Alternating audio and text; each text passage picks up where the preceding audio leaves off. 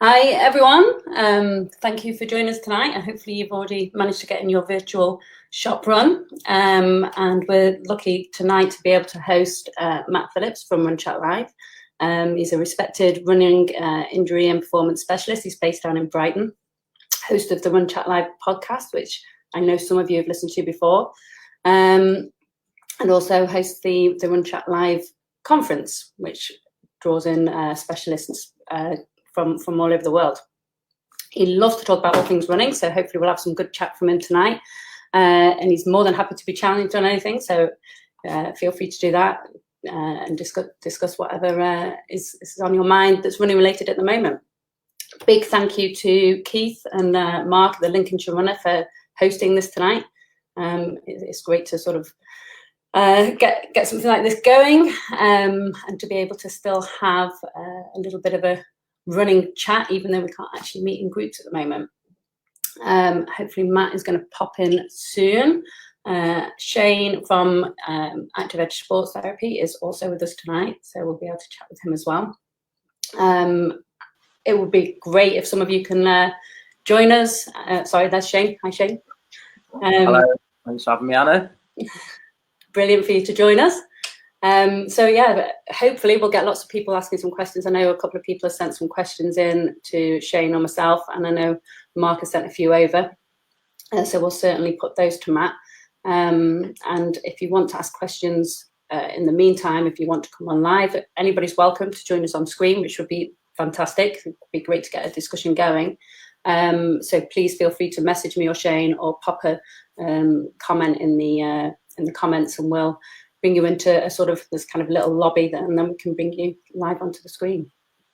I think Matt is around, so hopefully he will join us as well. Hello. Hi, Matt. Thank you very much. What a lovely introduction. Thank you very much.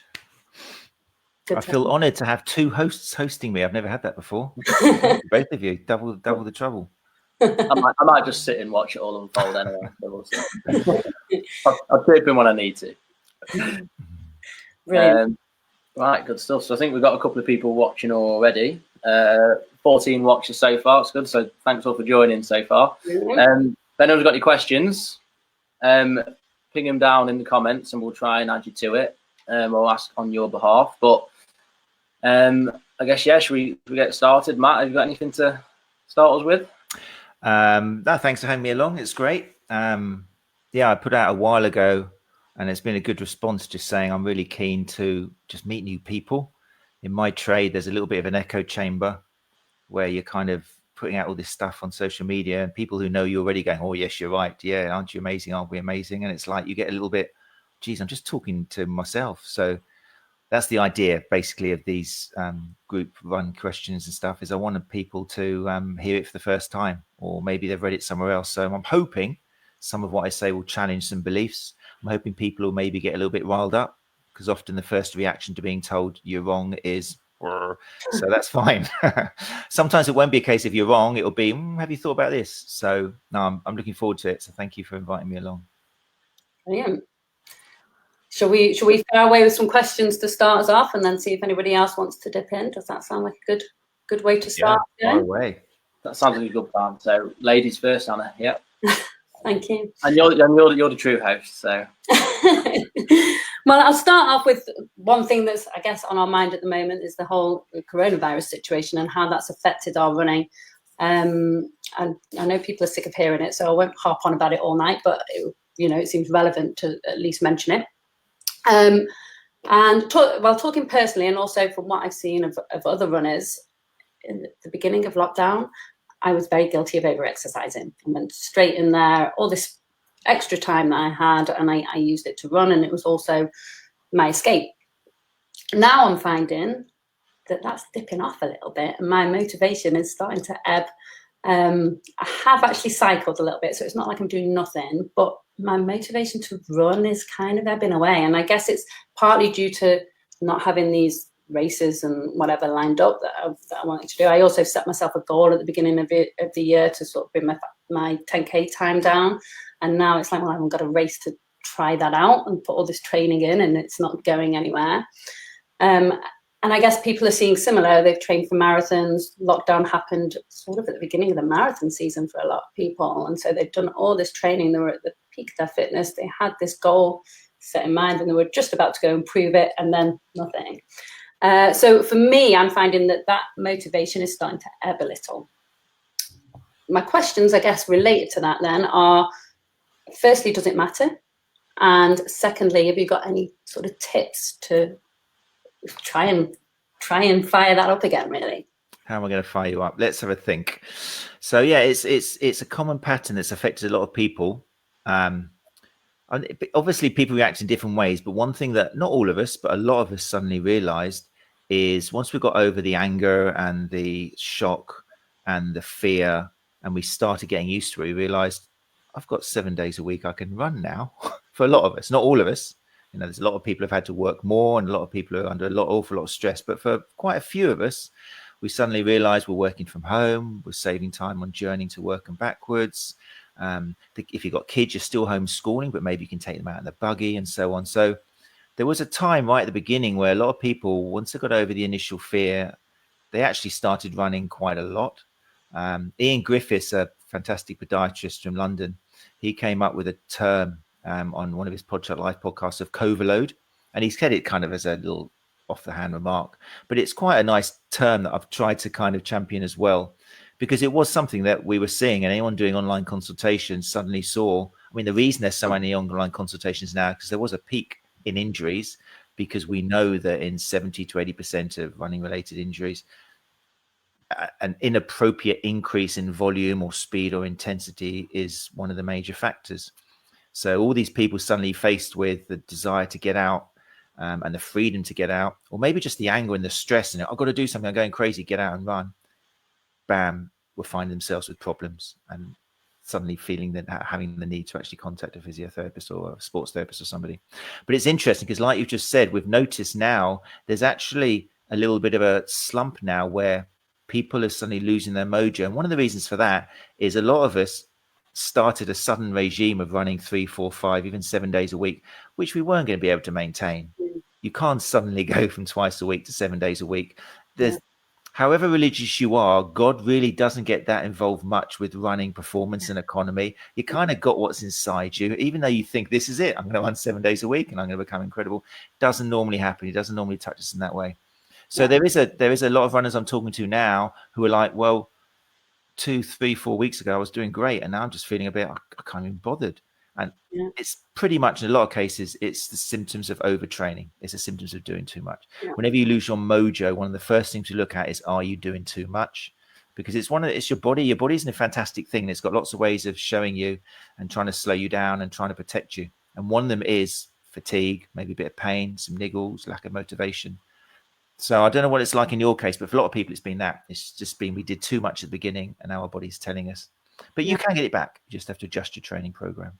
And how important do you think it is if your motivation wanes now for a little bit before you pick it back up? I think first of all is to recognize it's totally normal. I mean, motivation, emotion, full stop in this period of time is just crazy. So we've all got to, especially if you're living with other people or with family members, you've got to realize we're all going to be going off the hooks a little bit. It's been a roller coaster. I know what it's like for you two guys, but some mornings I wake up and I'm like, I'm free. This is amazing. I can go out running anytime I want to today, within reason, with a few little consultations here and there and teaching. But I know I can go out running today. And other mornings you wake up going, is this my life for the next 6 weeks? And you just got this massive depression and grey cloud. And the human body doesn't like these peaks and troughs. You know, a lot of mental illness is because you're getting these peaks and troughs because of chemical imbalances and things. So I think it's okay, first of all, to recognize it's normal to feel it. At the end of the day, the biggest thing which I always recommend is now's the time you really do need a training plan. You need to stick to your training plan. It's got to be a realistic training plan. For example, if it's 3 days a week, it's 3 days a week. You don't go out Tuesday if you know you're not supposed to, and you save that desire and energy. So when Wednesday comes, you're actually feeling it and your body's got that kind of like adrenaline and stuff to get you going. So yeah, training plans. But don't worry about it. We're all stressed out. Yeah. I think that's something that's helped me, and with some of my clients, I've tried to do this by creating that structure in there. Like I do run every day. I think I've run now for 38 days straight. Not deliberate, just it's what I do because I've got time to do it. On the run every day thing, like, I'm not as clear cut as people who only used to run 2 times a week can't run 7 times a week. I think they can. It's just how you do it. And in a bit like fight or flight, it's like, well, if this person knows how to recovery run or can do a recovery run, in other words, if they're going out every day running 5K as hard as they can, absolutely that's not sustainable. But I think that's true on a motivational point of view as well. So if somebody can train every single day, in this case, if somebody can run every day, how can their body allow them to do that? Like, I think you're spot on. And obviously Mark from the Lincolnshire Runner, he always told me when I first started running when I was 15, listen to your body. And I still carry that with me now and tell all of my clients, because it's one of the most accurate things. But for me, having something to do every single day helps. Go back before this little run the street, whatever I've got going on, I had a day off because I picked up an injury mainly from sitting down, if I'm honest. An old injury resurfaced, and I ran hard, it resurfaced, and I thought I need to take a day off. Took a day off, and that ended up being 2 days off, because that second day, which was my unplanned rest day, that was one day where I did wake up and this big black clouds over me, and I couldn't bother to do anything. I got no work. It was a Monday. I got no work done. I didn't go for a run. I didn't do anything. I just sat and watched about 3 seasons of Ozark. And I since then, even though there's days I'm like, oh, I can't be bothered to do this long run, I listen to books and your podcasts as well, Matt. I listen to that when I'm out on my runs to keep me occupied on my easy runs, because if I don't do this slow, boring exercise, I will lose this structure. And for me, I'm not motivated to run really fast at the minute because there's no races. But I find actually that the structure and me having the ability to keep to my normal structure allows me to stay or allows me to not lose my motivation. Yeah. Don't wake up like, yeah, you can't wait to run, but I'm also having my run, which at the minute is mostly in the middle of the day to split it up. It keeps my days like, oh, actually, yeah, today was all right. Today was all right. So I might not have fantastic days because, you know, we're in lockdown and sometimes there's not much we can do, but I found that stopped me having bad days. If that makes sense. I'm also, like you say, it's working out what works for you and your body. And I mean, we know that injury, we don't know, but the best kind of the most useful way of looking at injury is basically you've given your body too much load. Okay, and that includes physical load, but it will also include mental load. So although if you're really stressed out, this is something we've also seen in COVID load, and some of the people I've seen for online consultations, if we get stressed out, sometimes we get that desire. We've had a really hard day. Maybe our kids have kept us awake. Maybe we just haven't been able to sleep. I don't know about you guys, but some nights I just can't sleep. I don't know what it is. Maybe it's your brain's catching up with worries and subconscious stuff, but you're just lying awake going. You wake up in the morning and you're annoyed and you're on edge and your kid's having a go at you or whatever. And it's like, I've got to get out and run. I've got to get out and run. And you run on 3 hours sleep thinking this is get it out of my system. But for a lot of people, you've emptied your tank a little bit by not getting a good night's recovery. And now you're emptying your tank even more by going for a run. And a lot of the time it doesn't work. Mentally, we think it's going to work. But at the end of the day, whether you injure yourself is all about how that tank goes down. And if you don't sleep, don't eat, stress out, your reserves go down. If you run more, your reserves go down. So I think it's careful. You've got to keep a training plan and keep a look at how much load you're imposing on your body. Because if you put too much load on it, or if you increase the load too much, you're going to fall into that 60 to 70% of runners who end up with a niggle, with a pain. Yeah. I think that's I think that side of it, the life load, if you must, I think is one of the key things. I don't know what your view is on this, but I don't think most training schedules work on a workload basis. This is what run you must do in order to achieve your goal. But in reality, we don't adapt unless we recover, and we don't recover unless everything else is set out. So in that sense, the running you do is purely the stimulus for what gets you good. And it's that good balance between that stimulus and that recovery. Do you have anything to add before we move on? And I think we're getting a few questions from people. Questions, yeah. I'm just wondering whether to try and see if they want to come up our message and see, but yeah, we've got a couple of questions there. Do you want me to start with that, or? Yeah, so we've got, are you on the Facebook group? We've got a couple. Yeah, we've got, so Simon's come up with a question. I wonder if he'd like to join us. I'll just ask his question and then I can message him and see if he wants to join us. But Simon's asked, how much harder is it to reprogram the brain on propreception following an ankle injury from fell running compared to repairing the physical ankle? And there we go, we've brought the question up there. There we go, good question. So let me have a look again. How much harder is it to reprogram the brain on proprioception following an ankle injury from fell running compared to repairing the physical ankle? Oh, good question. That's looking into things. It's true. I mean, you can't really separate both. And that's one of the dangers of people looking into kind of the brain and then the body and dividing it up into mental and physical, because it's all intertwined.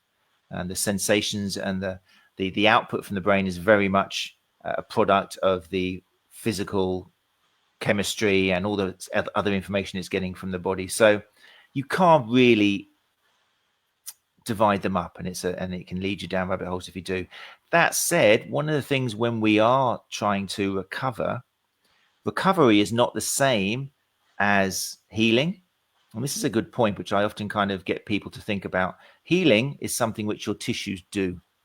Normally, in most cases, any tissue will heal within 6 months if you just leave it. Things will get better unless you're provoking it and annoying it. But if you rest up and rest for 6 months, the human body is very good at healing.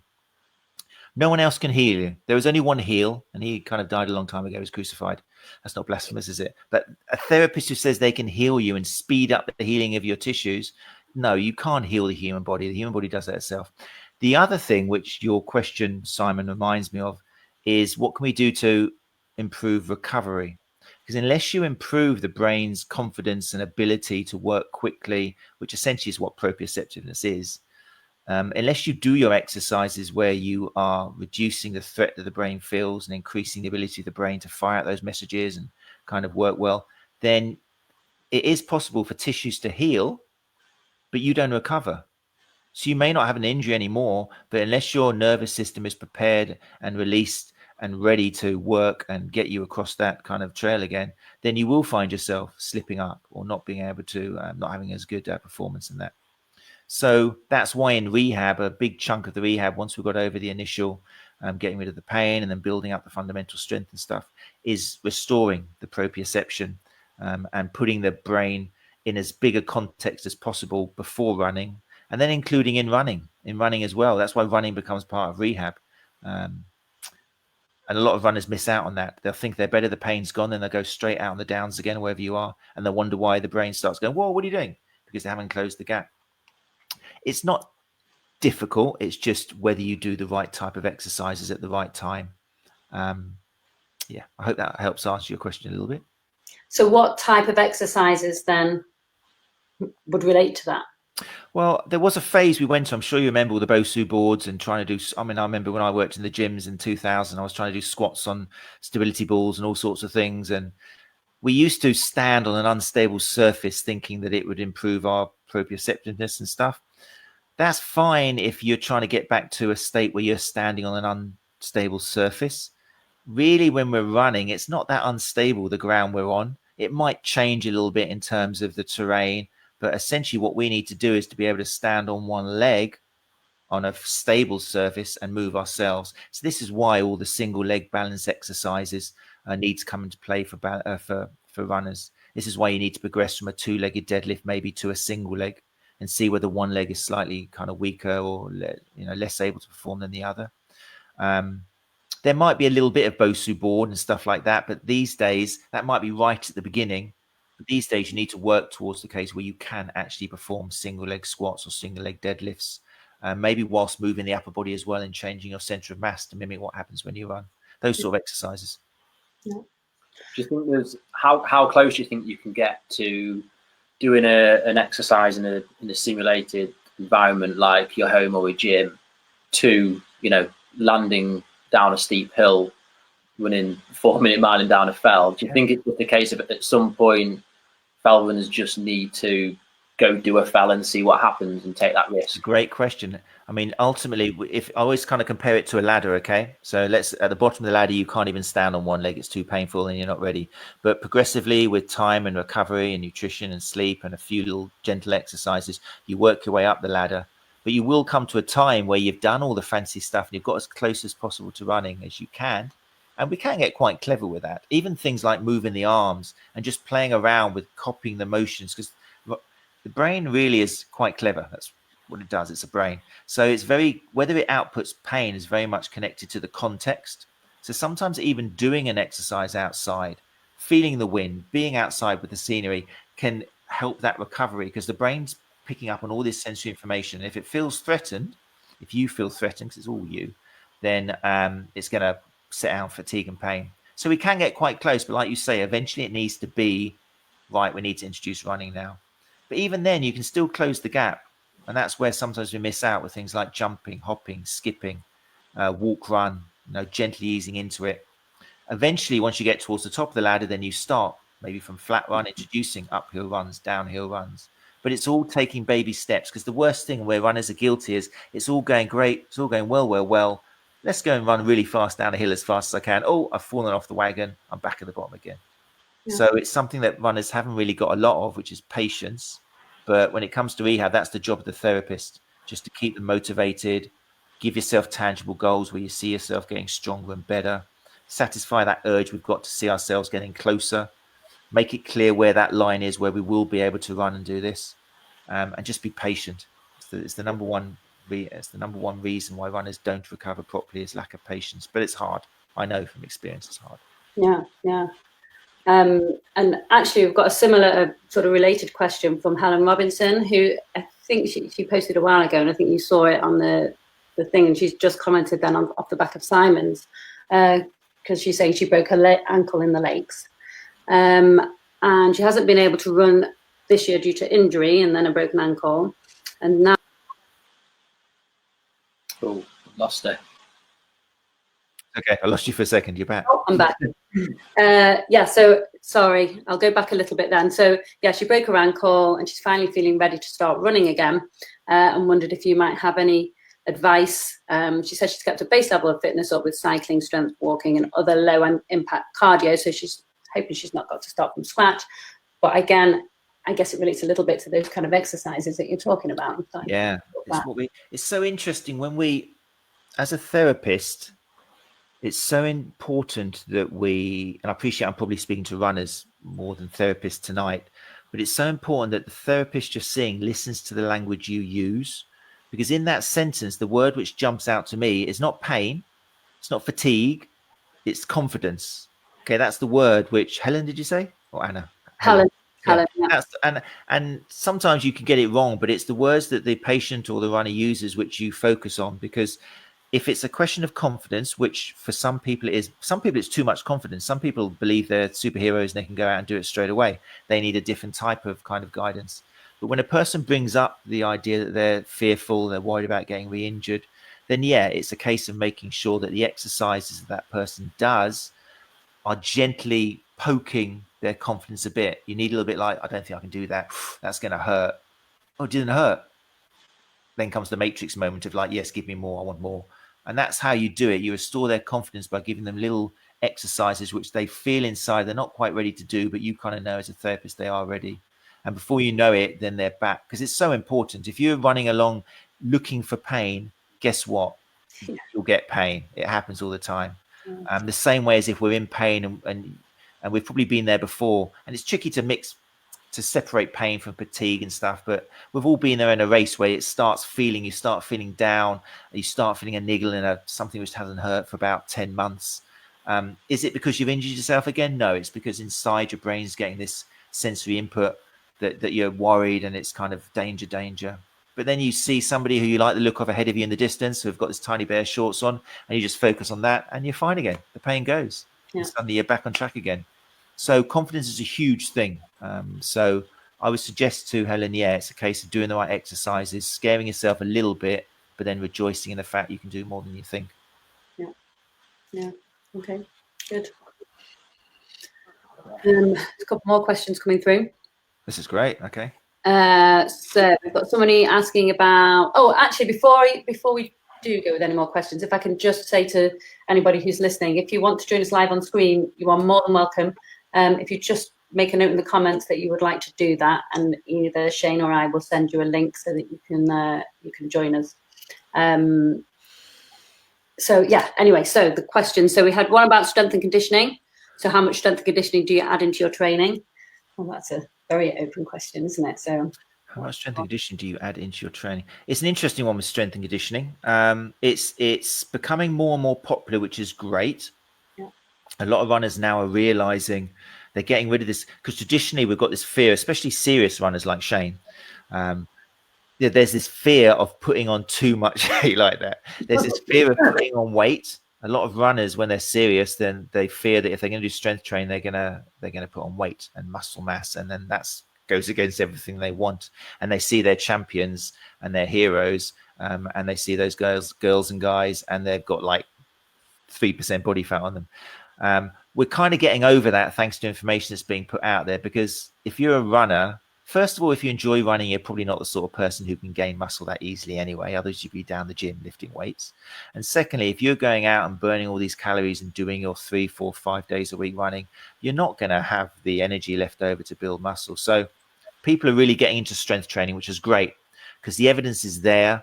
And one of the most common things, and I almost feel guilty when I'm giving online consultations, is we end up just setting a strength program, because we know that from the performance side, strength training helps performance. We kind of are pretty sure how it helps to do with improving running economy, because of the whole way that tendons and muscles store energy when you land and they release it. So there's a reason why it should help you.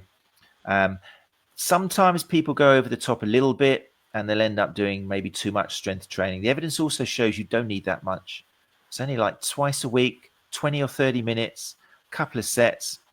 One of the mistakes people make, runners in particular with strength training, especially if you're a distance runner, you think, well, if I'm running 20, 30 miles, then obviously when it comes to reps, I need to do 60, 70, 80 reps. And it's not that at all. If you're going to do strength training, I commend you, but think that what you're trying to strengthen is the ability of your foot when you land to spring off and jump to the next step. That's what you're improving, that ability like a cat of landing and exploding onto the next jump. And to do that, you need heavy weight. Essentially, you're building power. It's not strength for endurance of going over and over and over and over again. No, your ability to jump and increase your flight time every single step is what allows you to get from A to B with less energy expended and therefore in a faster time. So you've got to get heavy. You've got to go to fatigue. So yeah, strength and conditioning is important, but you've got to become a little bit like one of those muscle Marys down the gym. You don't have to get the vest, but you have to actually lift the same weights as them. Yeah, and also actually off the back of that question, Matt, I presume the guy's called Chris. The Challenge Chris page is coming up as his title on Facebook. So just to come off the back of Chris's question is with runners, you often find that if they've got time to go out and exercise, then they are going to go out and run because that's what they've got time to do. Is there value on splitting that? So if they've got an hour session, is there value on doing a 30-minute run with a 30-minute strength session, or do you think that should be put together? Should it be split? What's the sort of your thoughts on that? Yeah, these are really, really good questions. I'm so happy that I'm having a chance to answer these.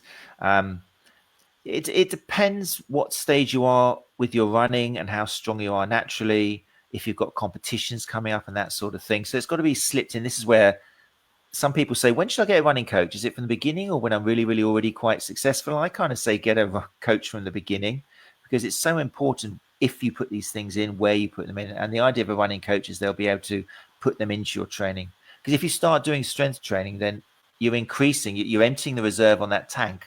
So you've got to kind of reduce the amount of running you're doing as well over a period of time. Otherwise, it's just you're emptying. If you're strength training and emptying the reserve, do a little bit less running and you're managing to balance it so you don't injure yourself. It depends on the runner, but often what we for a lot of runners, what we just say is make your hard days hard and your easy days easy. It's quite a common generalization, but you're better off, for example, doing your strength training. They tend to say after your run. You don't want to start to run when your legs are already knackered and tired, because when you're fatigued, you're more likely to maybe step a bit differently and expose your tissues to some kind of different load. So strength training generally comes in the afternoon if you've got the luxury to be able to do them on the same day. And even though if you've done really hard, nasty tempo and splits and intervals in the daytime, do your strength training in the afternoon, and then you got the next day to rest. Okay, because the adaptations happen when you're resting. If you're running on Monday, strength training Tuesday, spinning on Wednesday, swimming on Thursday, running, and all of this, when are you going to grow? When's the anabolic stage where you actually muscles get stronger going to happen? So strength train, but adjust your program so that the day after you're actually getting some rest time. If you're an experienced runner like Shane, then obviously you could still run the next day, but you're going to have to make it into a slower recovery run. You've got to know what you're doing. This doesn't mean you don't have to run, but it depends where you are in your running. I love running slow. Just on that, Matt, is there a specific reason you recommend doing the strength training after the hard run? Is there any research on that? I'm not sure about the research. I think it's more, I'd have to look up the research. I think it's more a case of, we know that when you're fatigued, the risk of injury goes up. It kind of makes physiological sense, which is why a lot of the time when we're examining clients and they're coming in, really, if you're doing a gait analysis, and I've had to do this quite a few times, you need to send them out for their run and have them come in at 16 miles. If you've got an ultra runner, then it's crazy. Come in at 35 miles or 40 miles, and then we're going to see you run, because obviously your running form changes as you're tired. And as you're tired, your body's looking for any way possible to still continue. And that's when you start exposing your tissues to loads they're not quite used to. The trick of being a strong runner and finishing is consistency, and not suddenly having to just drag yourself through the last one, few miles or something. So I think that's why we do strength training afterwards. Your run's the most important thing. You're a runner. Okay. That's got to be what you're working on. Have a rest from that, and then do your strength training in the afternoon. That's the logic behind it. Yeah. That's good logic. Makes sense. And we've got, and also I think just off the back of that is your opportunity to benefit from that strength and conditioning session is going to be greater if you're not doing your cardio so soon after. Good point. Yeah, very true. Doing it like that. Still continuing the strength and conditioning sort of chat, and noticed that Pedro put a question in saying, you mentioned deadlifts and squats. A lot of runners really don't like weight training, and then he says, mentioning no names, Mark. So I think we know that. How important do you think resistance training is to runners for both performance and durability? Well, again, it depends on the runner, and I am famous for saying depends, and I take no kind of shame in doing that. But the research shows quite clearly, not just with runners, but cyclists and any endurance athletes, that the strength training helps. The strength training is there. Now, obviously, it's going to be different from runner to runner. And if you know a runner who doesn't do any strength training and they still excel at their work, then you've got to remember, just because it works for them doesn't mean it's going to work for you. The majority of runners will benefit from putting in some strength training, especially, I find in my experience and from my own experience, veteran runners who are kind of, especially guys, but once you've hit 35 and you start losing testosterone, the calves are a big one. Okay, so the calves are something which I've got quite a few runners at the moment going through calf programs, particularly the soleus, which is the lower calf muscle, so seated calf raises and things, to get into specifics. The calf produces 50% of your propulsion when you're running. That ability of the calf and the Achilles tendon in particular to absorb that impact when you land and then translate it to energy, which gives you that propulsion, 50%. And when you see older runners in particular start shuffling and basically not traveling, once upon a time they had a cadence of whatever it was, and they were flying through the air. They've still got the same cadence, but they're not flying anymore, and they kind of look like little shufflers. You see them moving along and they get frustrated. It's because they haven't got that flight time. And that's where the strength work comes in. It's the stretch shortening cycle. It's the ability of the tendon to absorb impact and then create it or transfer that energy into propulsion. Yeah, makes good sense. So yeah, it's a big one. Yeah, really interesting question here as well. Might be strength and conditioning related, or you might go a different direction with this, but it's from someone called, apologies if I pronounce this wrong, but Said Neil, running 3 to 4 times a week through Ramadan, 18 hours fasting a day. So they're doing slower pace, shorter runs at the moment. Is there anything else you would recommend? Okay, yeah, really interesting question, of course, with Ramadan and that. It's an interesting one. You know what? When I have got clients who have got specific cultural or religious reasons for having to change their diet, I send them to a coach who is experiencing the same thing, who has gone through the same thing, because it's something that unless we do it and unless we've experienced it, we can't really. It's difficult to give advice on it. This is why. So with something like that, I've never tried running and fasting 18 hours a day. So I am going to decline from answering. I know what inside my answer would be, but that's because I haven't had the experience of doing it. Anything else I'd recommend? 3 to 4 days a week through Ramadan, 18 hours fasting a day, slower pace, short runs. Again, it's all about kind of energy in and expenditure out. I would make sure that the time that I'm not running, I'm recovering as well as possible. If there's any way I could increase my sleep, and it depends obviously on your circumstances. I curse every night where I just don't bother putting my earbuds in or my mask on. I look like Doc Cotton or something because I've got 2 kids. So if I have my sleep interrupted because they've woken me up, or one of them's coming at 6 in the morning when specifically I've told them not to come until 7:30, that's it. I've gone from 8 hours to 6, or an uninterrupted or an interrupted 8 hours. And the research is pretty strong in terms of how important sleep can be for a lot of runners. As soon as you start getting less than 8 hours, the risk of injury starts going up for a lot of people. And that's 8 hours. I mean, I don't know who in the world anymore gets 8 hours anymore. I haven't had that since, how old's my eldest? 5 years. I haven't had that for 5 years. But the research again shows, good quality research, that sleep is a massive indicator of a precursor to your potential risk of injury. But anyway, I wish you well through the fast and everything. But I would try and find a coach who is going through the same thing or has gone through the same thing, because they're probably going to give you a far better answer than I ever could. I'm really interested to look up the research on that actually as well. Yeah. Really interesting topic, and obviously going to affect a lot of people. So yeah, good question. Thank you. Shall I hand over to Shane for a bit? Do you want to ask some questions, or do you want to carry on? I'll ask the next questions. So still another one on the topic of strength. So Steve John has put, is there such a thing as a one-stop routine video that will give a good overall strength workout specifically for running? I've had a couple of injuries, but still struggle to motivate myself to do it. So a one-stop routine video, which would specifically for running. It's kind of, I want to say yes and no. The first thing I would say is get rid of complicated stuff. Unless you're injured, if it's purely for performance, then all you're really trying to do is expose your lower leg muscles in particular to fatigue, normally around the 10, well, it depends on how powerful a runner you are, but normally not more than 10 repetitions, according to most research. Although there's some reason, the important thing is reaching fatigue. It's interesting. Unless you reach fatigue, your body's not going to be forced to adapt. That's the idea. You've got to push your thresholds so that basically your body then starts that process of, oh, geez, if they do that again, I need to be prepared. That's why you need to do your strength training at least kind of 2, maybe 3 times a week to keep it regular.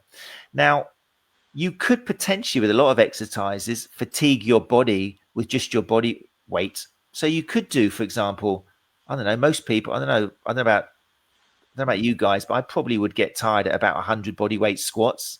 I wouldn't be able to do much more. They'd be cramping up by then. And you'd feel the next day. But the problem is there's fatigue, which you reach at kind of 10, 12 reps. And then there's a fatigue, which is brought about, the research suggests, not so much by the actual fibers and the muscles fatiguing properly chemically. It's more a case of your nervous system is just sick of doing a squat. And it's just starting to get freaked out by the fact you're going up and down 100 times.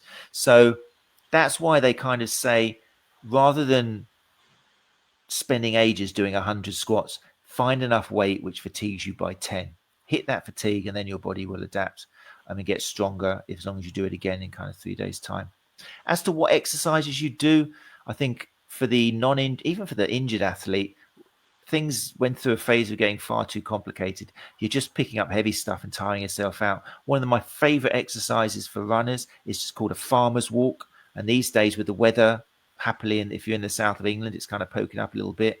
You find 2 very heavy. Best thing I recommend is in your garden, just get a couple of 20k, depending on who you are, but like sandbags or earth bags or something, and just do lengths of your garden, walking, nice and controlled. There's some good videos out there. That ability of your legs to go through that walking pace, holding very heavy weight, enough to stop you maybe after about 20, 30 paces. Shatter yourself with them. It's like I spoke to Todd Hargrove recently on PodChat Live, which was a fantastic episode. I recommend people watch it. It was talking about playing with movement and kind of connecting it to running as well. And we talked about the whole fact that as a runner, 80% of the workouts you do should be kind of quite relaxed. 80% of the time you don't go for it. You're not kind of shoulders up here. You're doing your slower runs. 20% of the time, in Todd's words, you've got to act as if your life depended on it. So when you're doing strength training, that fits into the as if your life depends on it moment. You've got to carry those bags as if your life depended on it. And you've got to put them down with a jeez, because you can't lift them anymore. That's the sort of strength development we're talking about to make you a stronger runner. Yeah. Actually, just going back to that 80-20 you were talking about, and I was thinking about this earlier when you were talking about patience and runners not having very much of it.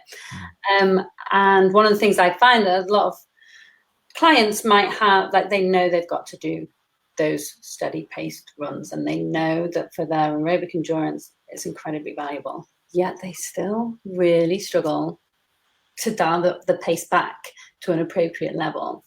Do you have any tips for that, of how you would sort of get that patience, I guess, within yourself? No, it's true. It's difficult for a lot of people. I often go by, like, before COVID and that, we used to do a lot of marathon training, and marathon training is a good example of where, for a lot of the runs, especially the long runs, you need to be running at conversational pace. Often you're running at your target marathon pace plus a minute at the beginning. So you might be, for example, somebody who does, I don't know, a 25-minute park run or something. But when you convert it to what your marathon pace is going to be and add on 30 seconds or a minute, you might find yourself doing 10 and a half minute miles, which is like you going, really? Seriously? Because you're used to doing that 5K kind of distance. But one of the things I recommend is, depends on the person, but sometimes the shoulders, quite simply. A lot of runners who are used to running faster and doing 5K and competing, they forget what it's like to lower your shoulders from there just to there. Just relax it. You know what I mean? And I remember when we used to take out people marathon running, I'd be running up and down because we had like hundreds of people going over the downs, and not all together, but maybe we had 30 or 40 people together in each pace. And I'd be running up and down and tapping people on the shoulders, just going, relax, put those shoulders down. Because when you do that, suddenly you're like, oh, okay, this is a different sensation. And naturally, or you start looking around, enjoying the external environment, chatting to the person next to you. So I think it's a mixture of that internal, how am I holding myself, to actually just looking around and enjoying what's around you. It is hard for a lot of people, but it's just educating runners and making them understand that even though they're going at conversational pace, that is the pace you're going to be running, for example, on marathon day, or that's the pace we need at the moment to get you back to recovery, or that's the pace where aerobically you're actually improving yourself. That's what we're targeting. And also save your energy now. I know you want to go for it. I know you want to open up that tank, but that's what we're going to do on Wednesday. And that's when you're going to say, I need to stop. I can't do another rep. And you're going to go, sod that. Remember that conversation we had? This is where you let it go. Get up and do another one. Yeah. You know? Exactly. Just, yeah. Yeah. I think as well, to add that, so a few little things that this is a constant battle I'm trying to get a lot of runners to do, is to slow down on certain runs. Before I get to the key point that kind of gets thrown back at you sometimes, which is a valid point. Little things, when it's 10 to 15 degrees, you know, overdress a little bit, wear a coat when you don't need to, and your aim is to start sweating as late as possible. These stupid little things I sometimes tell people to shuffle. You spoke earlier about propulsion. Well, what improves speed? It's cadence and, well, it's stride rate and stride length. So you don't really want to change your stride rate, so your stride length needs to stop. So little things, how you can stop that. Text when you run, if it's safe to do so. I don't know. Simple things like this. You can do things to. Did you just say text while you run? Oh, these kids. 40-year-old plus runners all over the world just go, what the fuck did he say? Run. People like vlogging nowadays, and so some people can do this sort of stuff.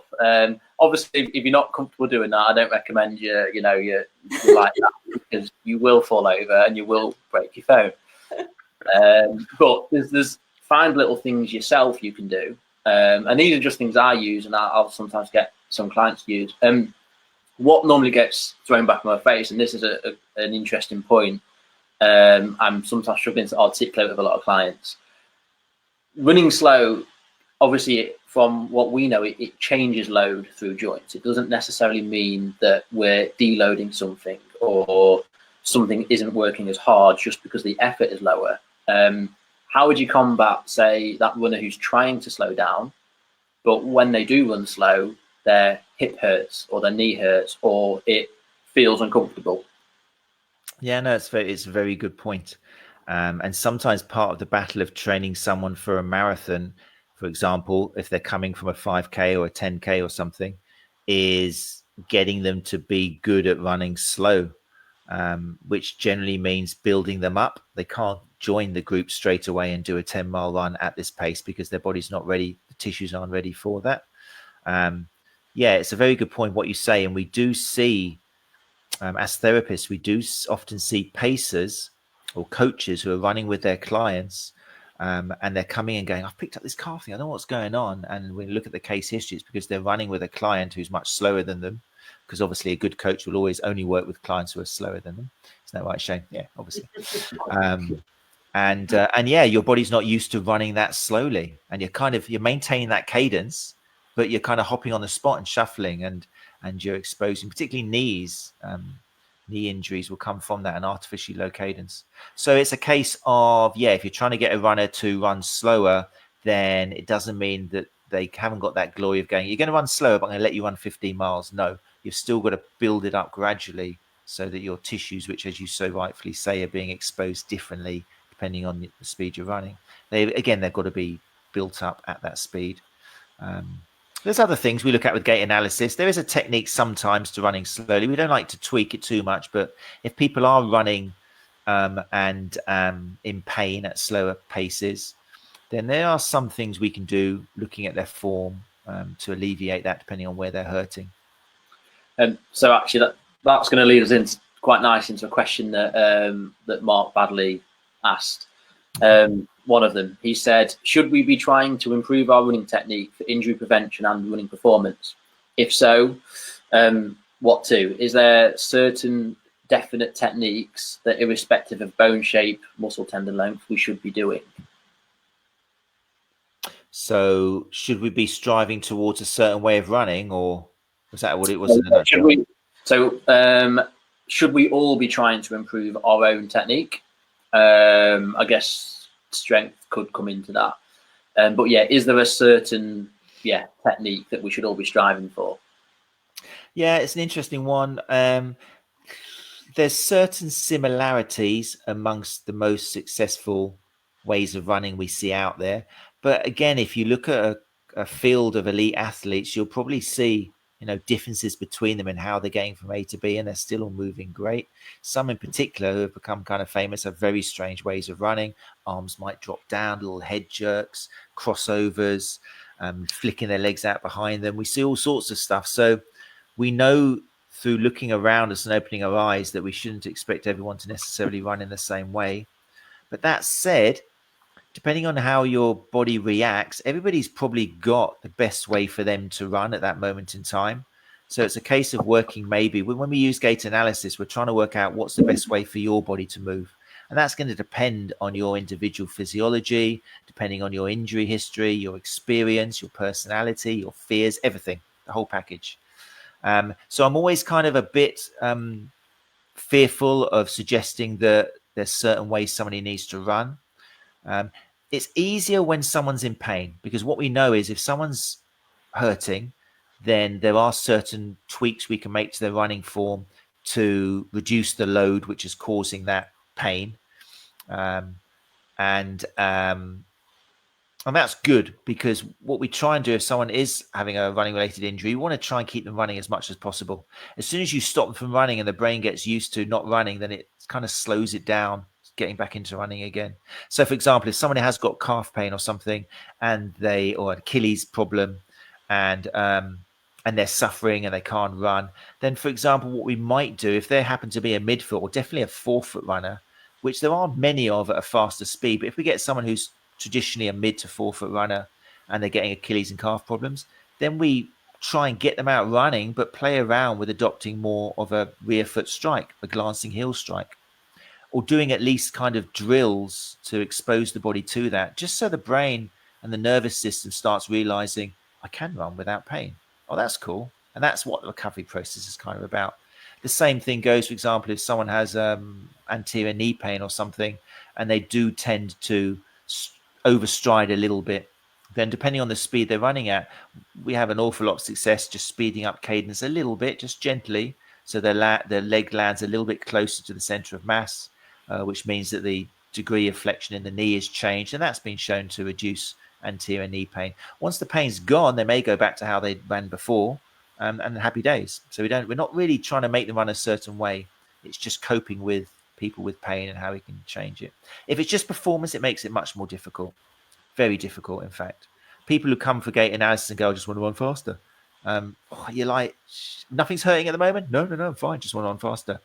Okay, let's have a look how you run. And that's where it becomes a bit of a game. That's where basically with gait analysis, you look at everything else. You pray that they're not doing strength training. You pray that they're not doing enough sleeping or recovery, that their nutrition isn't right. And generally you find something which is more significant than running form lower down, maybe especially in their training programs. Maybe they're overtraining, undertraining. But if that's all in place, then you can start playing around with, you know what, you're only running at about 156 cadence, which there are some runners who are very elite runners who are successful at high speeds at that. But generally, I wonder what it'd be like if we just sped up your cadence a little bit. Let's just see what your performance is like if we introduce that for a 4-week program, and see how it goes. Yeah, I just bored the hell out of Shane, haven't I? He's just left. I'll get my coat. Thanks up. But yeah, I think also you have to be really mindful of if you do go down the route of helping somebody with their technique and improving technique, is doing it at a pace that's not going to cause other issues. So even if you're taken away from the mid to forefoot because they've got an Achilles issue, well, hold on, if we switch to the heel, we might end up causing something else. And so it's sort of having that gradual introduction and of change and checking how that they cope with it. And hi, Shane. Hi, Shane. Welcome back. Nice shorts, by the way. Very traditional. No, yeah, what you said, Anne, is so true. And that's why when we do make tweaks to running form, when we tweak anything, it's got to be very gentle and very slowly to give tissues time, and also to give the nervous system time. To change a habit takes a long time.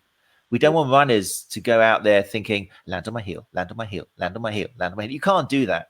You'll feel exhausted, because we know that economy is reduced if you start mentally thinking internally about something. So we kind of do a little 30-second drill, land on my heel, land on my heel.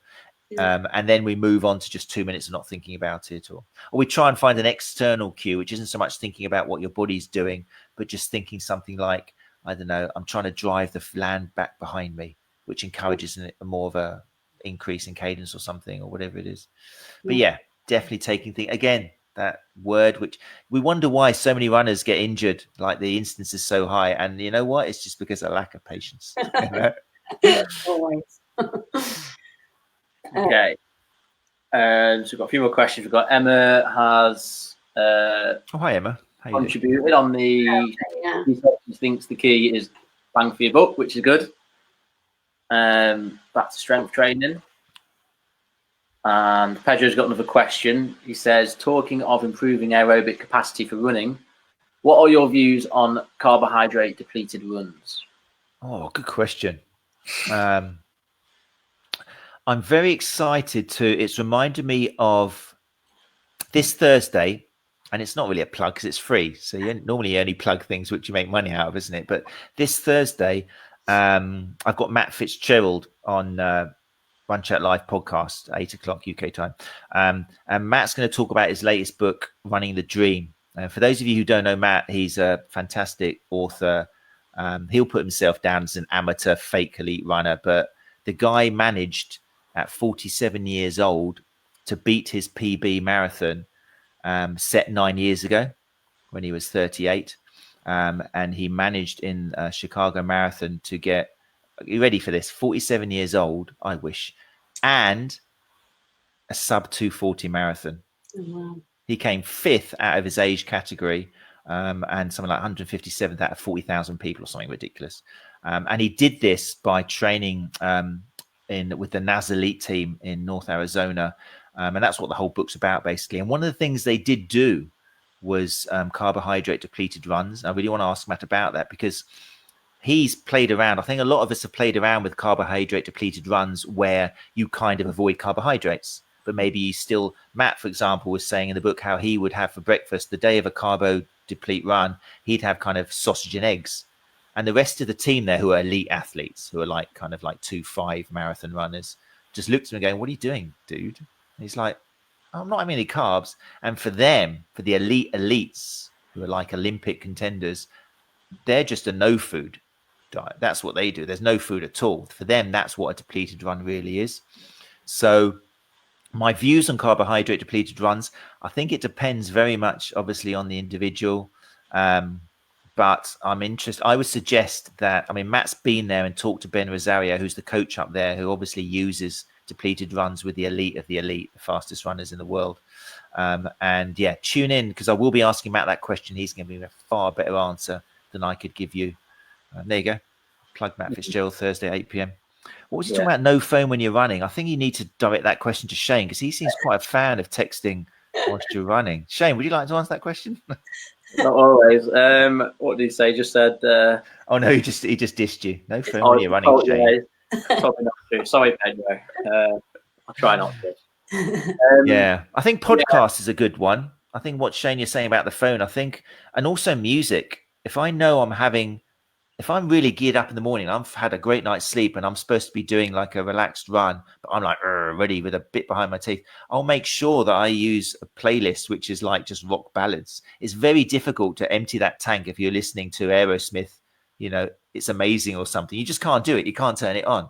So just find some music which will keep you in the right zone. And the same thing goes for runners who aren't actually hitting it at that 20% a week. I'm very influenced by music. I love it. So using playlists, and maybe if you're going for a long run, you've got to keep it easy, then maybe a podcast, you know, maybe Run Chat Live or whatever podcast is your favorite. But it's very difficult, again, to freak out and go crazy and keep that pace too high if you're trying to concentrate on what the people are saying. So you can use phones. I'm just not sure about. just a small example. No, the podcasts and audio books are they're the things that I find the best because you concentrate. And just to rewind quickly on the carbo depletion stuff, I think it just depends on what type of adaptation you want to achieve. If you've got, if you're trying to improve your parkrun time for 5K, do you really need to be challenging what fuel your body is using to get its energy from? Not really. If you've got a marathon and you're looking for these extra things, then training on low carbs, not necessarily the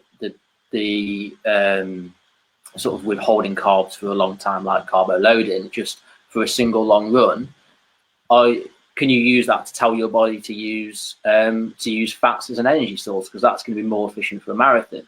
So for an ultra runner, it's like, are you doing an event that you're going to be out all day?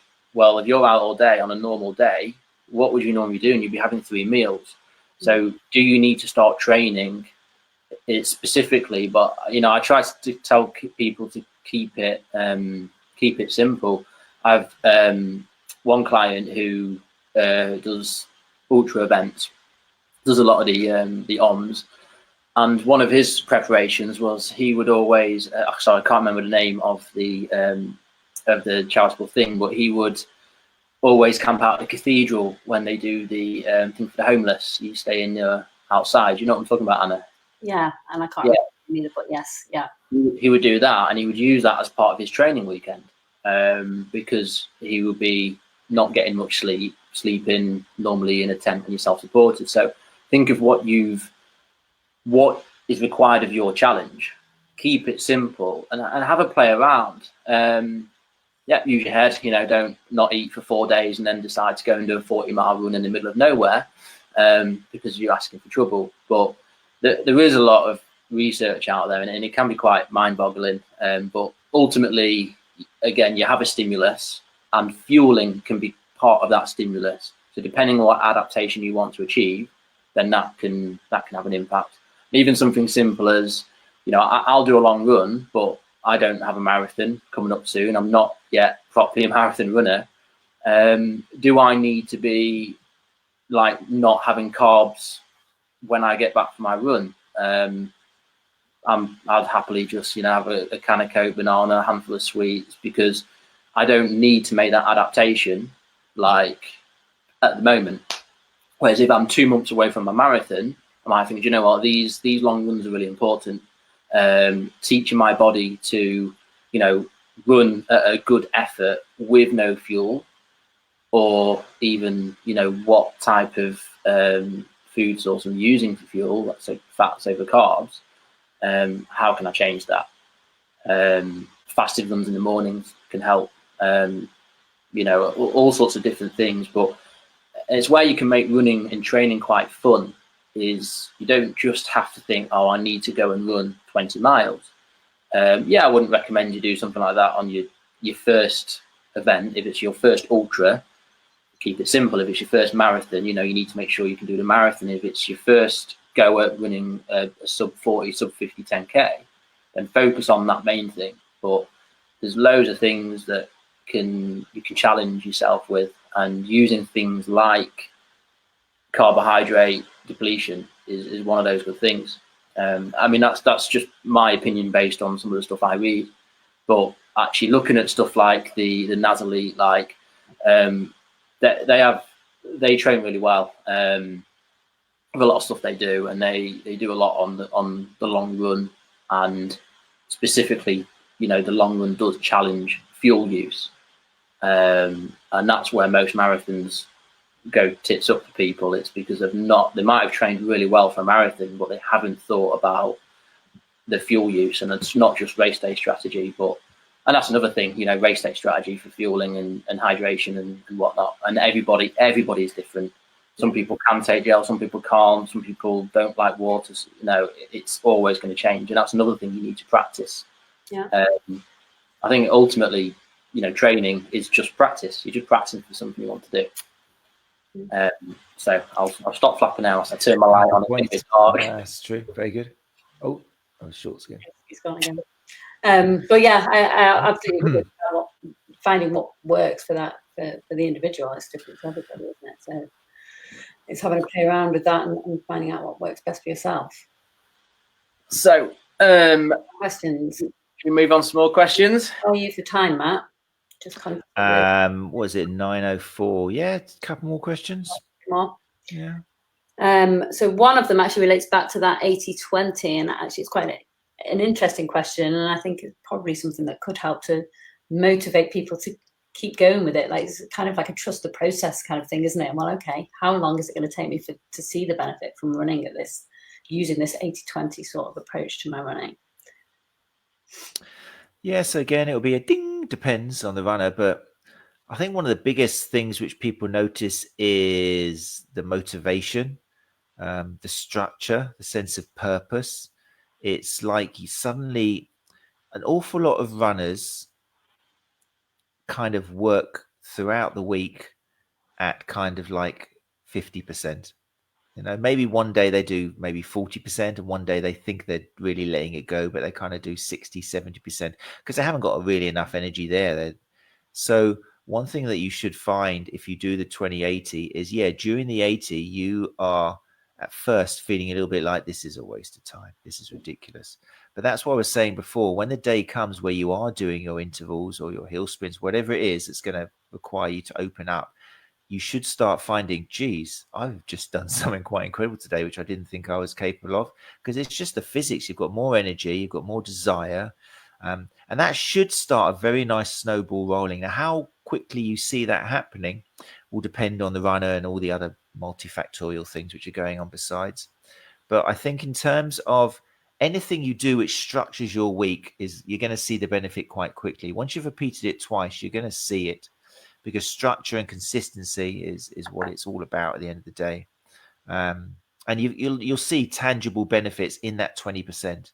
You really will see that faster split, that faster interval or rep, or the desirability to recover. It will happen. And if not, then let us know. Yeah. And I think if you're following a program that takes on that 80-20 approach towards your half marathon or marathon or whatever, then you're likely to see the benefit in time for your race. And that's ultimately the goal of the program, isn't it? So I mean, it depends. It's again, and no, rightfully so, I'm plugging Matt Fitzgerald, but he was the guy who wrote the 80-20 book. I mean, it's him. Yeah. So he was the one who popularized it and put it out there, 80-20 for runners, 80-20 for triathletes. So again, I mean, I'd probably try. If you come and join me and remind me on Thursday, I'll put the question to him. I think it depends, obviously, on the runner as well, because when we say 80% relaxed, that's going to be very dependent on how you are as a runner. You're still working at 3 out of 10. You're still doing 3 or 4 out of 10. And also it's going to be depending on what you're training for. You're not going to do 80-20 throughout your 12-week marathon or 16-week marathon preparation. It's going to change. It's actually going to go up and down, because we now know that after kind of 3 weeks or so, often we'll put a little pause in there where you do get more time to kind of adapt and for your body to strengthen. That's becoming quite popular now. So it's not always, but as a base, especially for recreational runners, unless you're training for something specific, particularly now in COVID, have a bash at it. Look at how many miles you're doing or how many hours you're putting out there, and convert it up, put it into an 80-20, and see if your 20 really starts surprising you with what you can do. Yeah.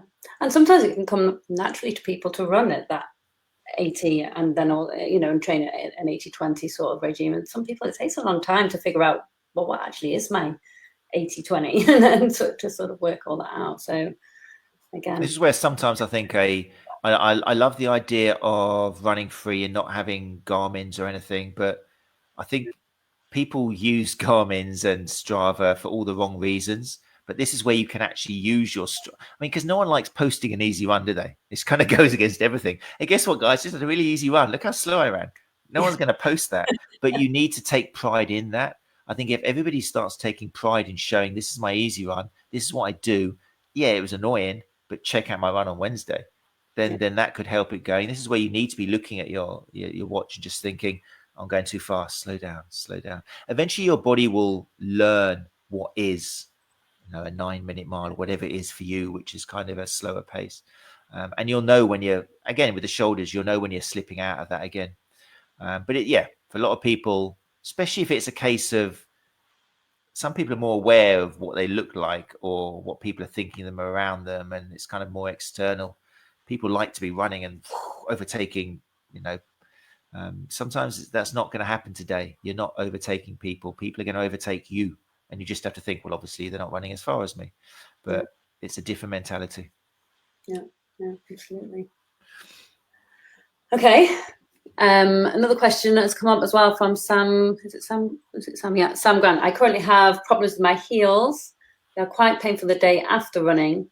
So changing how I land, would that help?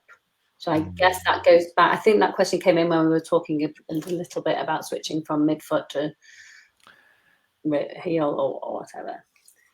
It's a problem very close to my heart, because anyone who's been watching my post-run ramblings on YouTube and Facebook Live and stuff, I've been suffering from heel pain since December, and I've been trying to diagnose it myself and deal with it, and it's just reminded me what it's like. Sometimes it's useful therapists to go through a bit of injury, because you realize how frustrating it is, and how not everything works. You follow the book and things don't often work.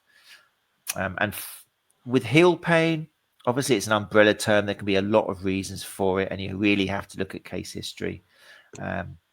I would suggest, honestly, because it's so many potential causes for heel pain, I really would push an online consultation with somebody who comes recommended to you, or there's lots of things it could be. The typical one, depending on where it is, this is why you need an assessment.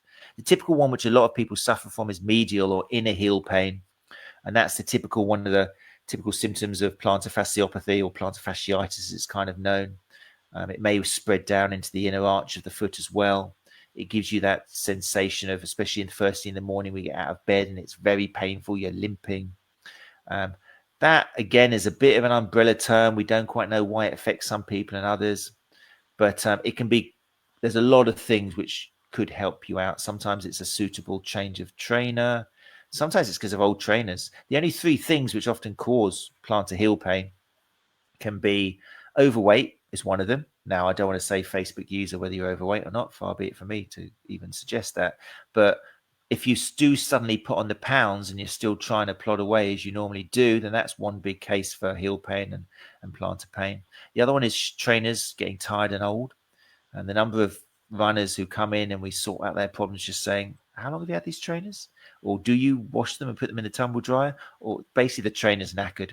That can often lead to heel pain and plantar fasciopathy and stuff. And then the other one, again, is inappropriate training volume and not enough recovery time, which kind of dips its head in everywhere. But I would suggest that you, get an online consultation with someone just to talk through your case history. Send them a nice long email before the consultation, which should answer all the questions, so you're not paying for them to say, how are you? Because I had that the other day. I had a consultation person who came to me and they said, I paid my money. There was no sheet beforehand. Click, and I'm imagining the minutes going round and the money happening. They go, so what's the problem then? I'm like, well, couldn't I have told you this in an email before? So I'm just putting that out there if you are, because a lot of people doing online consultation, and it's a little bit of a personal annoyance that I feel, where they're just greeting you and saying, what's the problem? And you're paying from there. No. If you're doing online consultation, you should be filling out a big form with loads of questions ranging from all sorts of things about your fears, your running history, your footwear, all the things they don't need to charge you for to ask you. And then with a 30-minute consultation, a little bit more of a few tests online and what's it like when you press here, can you stand up and do this? Then you should find much quicker what the real cause of that heel pain is most likely to be, and choose the correct path towards healing it. Because otherwise people can muck around for a year of just not getting through it. I've been all December, January, February, March, or April. I've been 4.5 months of trying to get over it. And it's only now that I've managed to start. Well, no, it took me about 3 months to stumble upon, or with the help of a couple of podiatrists, get the right thing going. And now I'm probably back to much better than I was. Yes, I hope that helps. Do you think that's down to your new pair of Hoka Bondis? Well, I do want to, I haven't actually got a message from them yet. But yeah, Hoka won Bondis in the UK 14. I don't think they're going to contact me, because there's me shouting out about how I managed to find them on eBay for 50 quid. It's not really a good endorsement for Hoka, is it? I don't think they're going to come knocking at my door when I'm saying, don't pay 150 quid, just wait till they come up on eBay. I don't think they're going to contact me. Okay, so we've just got another question come in from Sarah Lenton. Initially in COVID, I've had to go treadmill running. I'm now wanting to start back to training and running outside. I was training for London. How do I start back? Currently doing 25k a week in 3 to 4 sessions. Okay, so the transition from being on a treadmill and you want to start transferring that to outside. Fine. Okay, then. Well, it's an interesting one. Treadmills to outside. I don't know. I've read a research paper the other day which kind of contradicts it a bit, which I've got to read a bit more. But there's not as much difference. I've got this paper in my head now, which is annoying me. I'm going to pretend I haven't read it. Okay, so there's not actually that much difference as we would imagine between treadmills and outside, apart from the resistance. I remember I used to tell people back in the day that a treadmill, the belt's moving your foot back. You're not actually running. It's not doing any work for you. But that's not true. On a treadmill, you're still running. Just because the belt underneath you is moving as well makes no difference to it. And the only difference is the air resistance. But it depends what sort of trainer you wear and what treadmill you're on. Because a treadmill, especially if it's a cheaper treadmill, it does tend to have a little bit more give and a bit more cushioning. And that will change the way that load kind of is translated and dealt with in your body. So I would definitely say if you're moving from treadmill to outside, don't just think that you can currently just suddenly do 25k a week outside. I would introduce it gently a little bit. Just again, play on the cautious side. You haven't got a race coming up. I'm sorry to rub it in, but London's not happening till October or something, so you're in no rush. So just have a little play around. Depending on what trainer you're wearing, that probably will make quite a lot of difference. The treadmill tends to potentially give a little bit more cushioning, and there's a paper that's come out recently suggesting that economy can change between a treadmill and outside because of the change in cushioning. But just take it gently, experiment. You may find that your trainer, you might feel more comfortable in a different trainer outside than you did on the treadmill. If you have got a few different trainers in your wardrobe you haven't dug out for a while, give it a go. We all know now that the proof or the fact which is most important with footwear is comfort. So if you go outside and it's like thinking this doesn't feel right, and maybe a slightly more cushioned or less cushioned trainer you've got in your wardrobe feels better, then go with that. Just build it up gradually. You might find it's a little bit harder because suddenly you've got air resistance. That's the other difference with treadmill. But yeah, just go out, enjoy yourself. You should be okay. Just tentatively for the first couple of weeks and then build it up. Enjoy the weather. Okay. Good. So, I've not seen any more questions on the feed. Well, it's 9:17 now. Unless you want me to get divorced, then we're going to have to start wrapping it up. I'm not sure we're ready for that. Okay.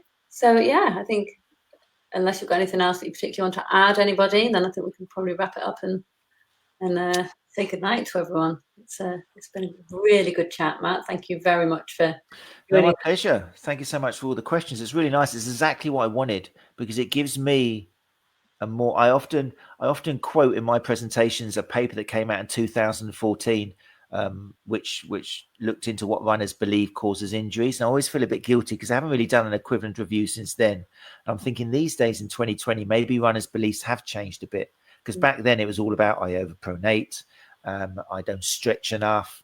So it's always useful to do these to get an idea in a running group, really successful big running group like yourselves about what people are thinking, what they believe. So it's really useful for therapists to keep in touch with what runners are believing these days, because a lot of what we do is education more than anything else. Yeah, absolutely. So thank you. Yeah, been some really good questions. So yeah, it's been great to talk to you about more. Yeah, thank you, Matt. No, my pleasure. And thanks again very much to Mark and Keith for hosting at the Lincolnshire Runner. We really appreciate it. So yeah, it's been great to have us. So thank you. Awesome. I think we can probably sign off. Okay. Thank you. Goodbye all. Thank you very much. Bye-bye. Bye.